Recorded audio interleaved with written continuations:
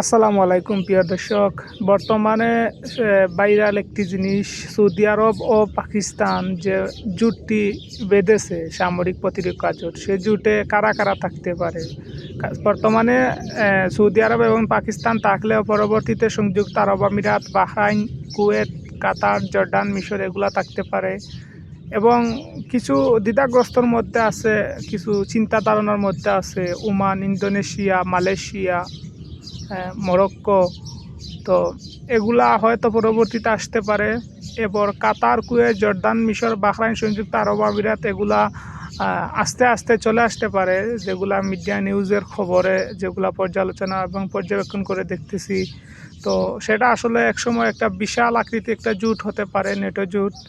এবং এর প্রতিদ্বন্দ্বিতাও থাকতে পারে কিছু মুসলিম দেশ এবং বিভিন্ন দেশ থাকতেও পারে।